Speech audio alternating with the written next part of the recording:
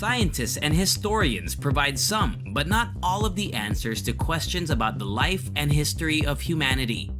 Despite being able to draw significant conclusions from minor details and fragments of data, they occasionally come across situations that completely baffle them. Today's video is all about that. Together, let's witness the world's most fascinating places that are breathtaking to visit, but no one, not even scientists, can fully understand. Ain Dara Temple. Syria is home to several magnificent historic temples. Most of them each have an intriguing history to share, but the Temple of Ain Dara holds a particular place in people's hearts. The large human footprints at the temple's entryway are mostly to blame. They've been there for at least 3,300 years, and it's unclear how they got there. According to scientists and archaeologists, they were carved by the same individuals who built the temple. However, according to local stories, a powerful god with clawed feet visited the temple and personally left the imprints. Sadly, the temple suffered significant damage due to a Turkish airstrike in 2018, but the footprints were preserved. Envaitenent Island in Kenya. Envaitenent Island in Kenya's name contains a significant hint regarding how the locals feel about it. The name of the peculiarly shaped island on Lake Turkana means never return. This is consistent with the local myths and tales, which claim that no one who enters will ever leave again. English explorer Vivian Fuchs decided in 1935 to visit it with companions Bill Dayson and Martin Sheflis to investigate that notion. However, their failure to show up served to confirm the legends. Some conspiracy theorists contend that the island is home to extraterrestrial beings.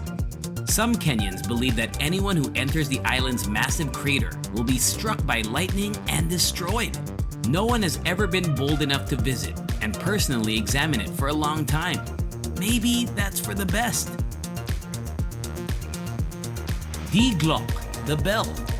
The Nazis constructed many peculiar buildings throughout Europe throughout the Second World War. However, not all of them are known. Many fantastic and wild speculations, like those around the concrete rings they erected on the shore of the desolate sea, have emerged in the lack of reliable information.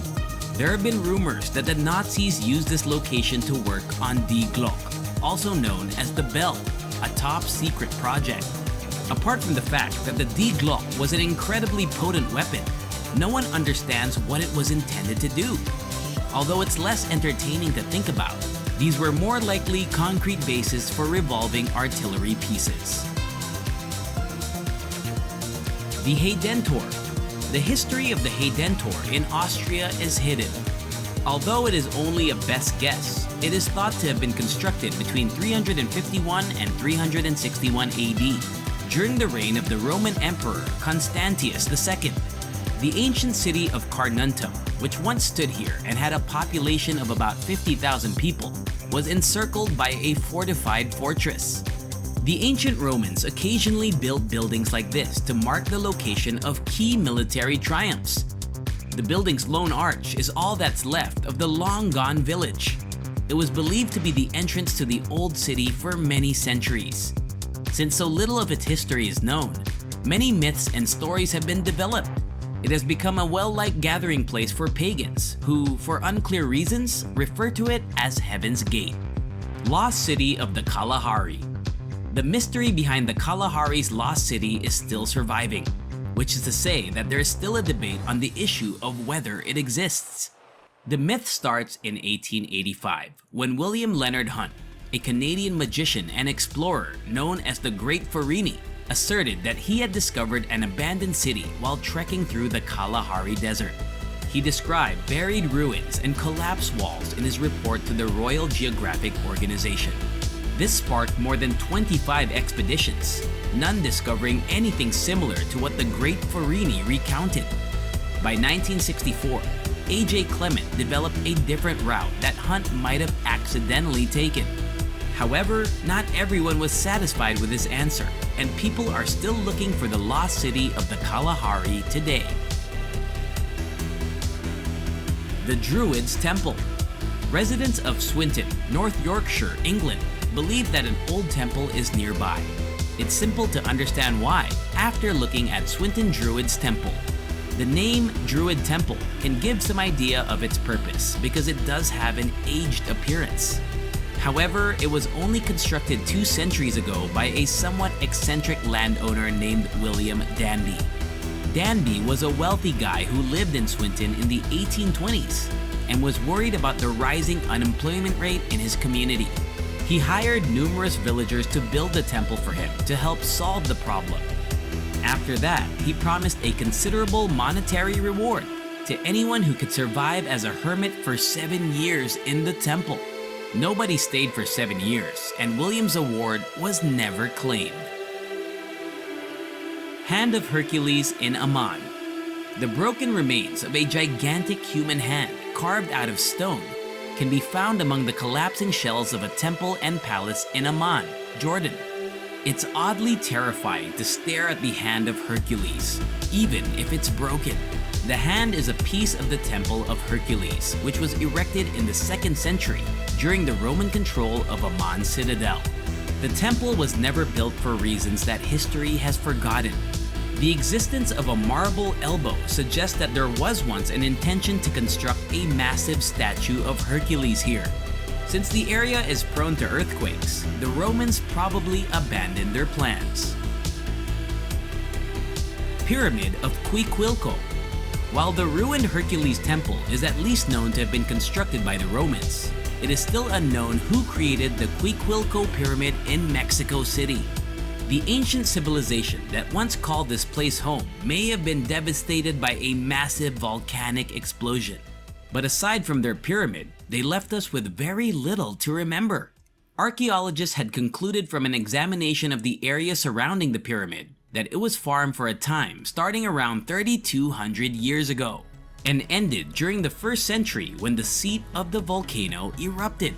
While no longer any humans live here, a large population of rattlesnakes and tarantulas make it reasonably dangerous to visit. Gungywamp. Archaeologists and historians have trouble understanding Gungywamp in Connecticut. For the last 1,400 years, different groups of residents have utilized the settlement, each of whom have left their imprint on the area. There are relics from Native America and etchings on the wall that don't match any known languages. Gungywamp contains several signs of human habitation. It is impossible to determine when one period ended and another began, or who was the first to live there. According to a well-liked theory, it was constructed in the 6th century by Celtic Christian monks. But this site has one lithic stone tool that is 3,500 years old, which disproves the notion that Celtic monks lived here. We are uncertain of whether it was constructed gradually or all at once, and unfortunately, we probably never will know. Vialbero di Casorzo. Why settle for just one tree when you can have 2? Casorzo, Italy, presents this fascinating sight of a 2-tiered tree, each of which is a different species. The mulberry tree at the bottom has a cherry tree growing on top of it. It's a hybrid duplex of a kind that rarely happens in nature. Although it does happen for smaller trees to grow on top of larger ones, it's pretty uncommon to see 2 fully grown trees living together and thriving like this. Consequently, the odd tree has become a popular tourist destination. But climbing is illegal, so it had to be fenced off to safeguard it. There we have it. Subscribe to this channel and turn on your notification bell so you'll be the first to know when a new amazing video comes out. Thank you for watching and see you in the next one. Bye!